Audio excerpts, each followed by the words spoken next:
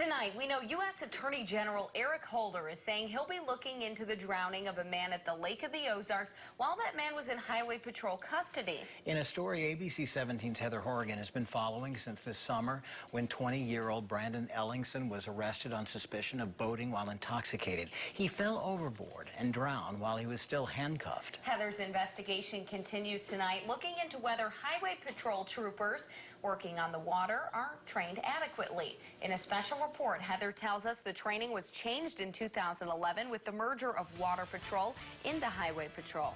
Heather. It has now been nearly 4 years since the merger of Highway Patrol and Water Patrol. For the first time since Governor Jay Nixon signed House Bill 1868, representatives are taking an in-depth look at if this merger is working. While the hearings were called just months after Ellingson's drowning, no one in Highway Patrol or those on the committee are saying these hearings are a direct result of his death, but a culmination of incidents. What I discovered after going to the hearings, talking to retired patrolmen, and poring through documents, or lack thereof, is the transparency of Highway Patrol's water training is anything but clear. I think the merger to this point has been inefficient. I think it has put the public safety at risk, and it has not saved any money. So it has not done what it was touted to do. Representative Rocky Miller has been at all 5 merger hearings. While he tells me he is disappointed with things he learned over the last few months, people should feel safer on Missouri's waterways. So you say they're safer now. Were they safe before May 31st? I think that they were lacking in training. Therefore, the public safety was at risk during that time. The time Trooper Anthony Piercy pulled over Brandon Ellingson for drinking while boating. In my last special report, I showed how there were several protocols Piercy did not follow leading up to Ellingson going overboard, such as putting Ellingson in the wrong type of life vests, driving the boat at an excessive speed, and allegedly not knowing how to inflate his own vest. Why is someone on the water that doesn't know which life vest to put on an individual? So that's why we're doing it. Diane Franklin is the head of the committee looking into the success of the merger. Good morning, everyone. Thank you for your presence here today. She said many people came to her concerned after hearing about the coroner's inquest in September. It was during the inquest Piercy blamed his wrong decisions on his lack of training. Here's some of the transcript of what he said. His lawyer asked Piercy, quote, as part of that hypothetical exercise, were you taught and critiqued on how to handcuff a suspect and secure them in a life vest? Piercy said no, we were not. He also said no when his lawyer asked if he was ever trained where to put a suspect on the boat after an arrest. But if Piercy would have been required to complete the Troop F Marine Training Guide, he would have learned such things. Matt Walls, a current Highway Patrol supervisor and previous Water Patrolman, wrote the Marine Training Guide after the merger for road officers wanting to work on the water. Representative Don Phillips asked Walls at the 3rd hearing if his guide was being followed. Your knowledge, are we doing that now? Not that I'm aware of, no. I learned that so far, only 1 road trooper has completed the training guide.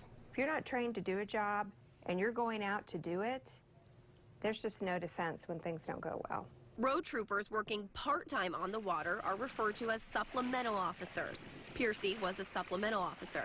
Before May 31st, there was no set training requirements for these troopers, according to Sergeant Randy Henry, who testified at 2 of the hearings. At this time, no set protocol. It was just an email of what these officers were expected to be able to perform. Henry is referring to this email sent from Lieutenant Darwin Clarity to Zone Sergeant, stating, prior to turning them loose solo, let's have either Randy or Chris send me an IOC simply stating they have demonstrated a reasonable level of competence in Donzi navigation. Donzi being the type of boat Highway Patrol uses. Quite frankly, this limited group of officers gives me no concern on judgment, interaction, enforcement, etc. But navigational wherewithal on a lake, like that is something we need to have some oversight of.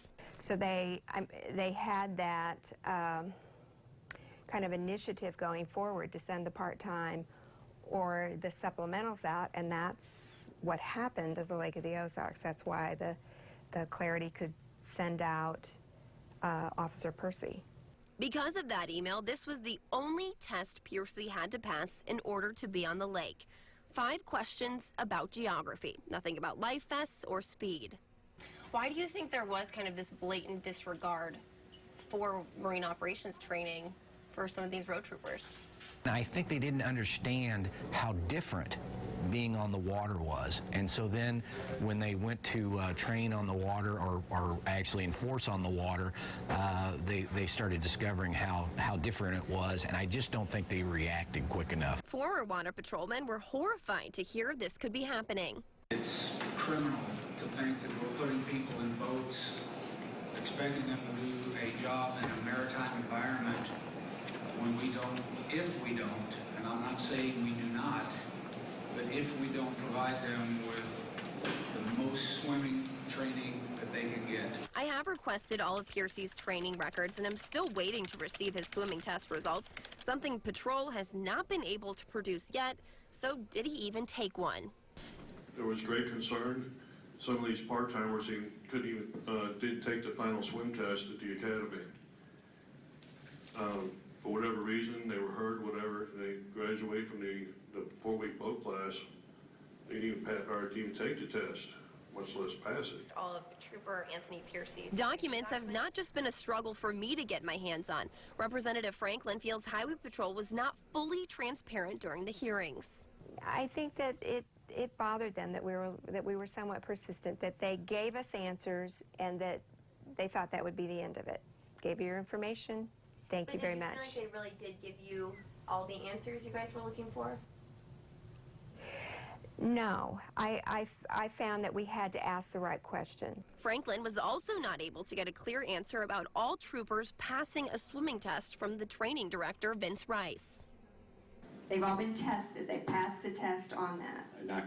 I cannot answer that 100% truth because I do not know if all of them took that swim test during their training. So that's where, we kind of stopped this, and I said, I want to just hear about the water training. And there, we found out that they couldn't talk about that. So why don't you know I the could answer find to those this records. question? I don't know what that... Why can't you answer this question? I can, but that I don't know if all those answers. I would have to look at the training records to see if there was a Well, test how in could they place. be out on the water if they haven't completed your test? I mean, am I asking a question that there's no answer to? She was, and some tell me that was because of pending litigation in the Ellingson case, while others in Highway Patrol say their commanders told them what to say during the hearings. I honestly believe that had nothing to do with the troopers and had to do with people further up the chain of command. Do you think something will happen there? I hope it does, because if you can mismanage something this badly and get away with it, what's going to stop you from doing it the next time? The committee is hoping there will not be a next time now that Highway Patrol has the recommendations. Those recommendations include appropriate levels of training and documentation of that training. Highway Patrol will add a captain to the Water Patrol Division with exclusive Water Patrol duties to oversee all of Missouri waterways. Franklin tells me to make sure Highway Patrol is following through with these changes. The committee will check back in 6 months and then again in 2 years. I do also want to point out for this story, I did reach out to those who are responsible for making sure Highway Patrol is following protocol. Patrol would not comment because of pending litigation, but neither would the Director of Public Safety. So I asked Governor Nixon what his thoughts are on the merger after learning this information. His spokesperson tells me Nixon supported the merger in 2011 and still supports it. Thanks, Heather. One of Governor Nixon's main reasons for the merger was to save the state $3 million annually.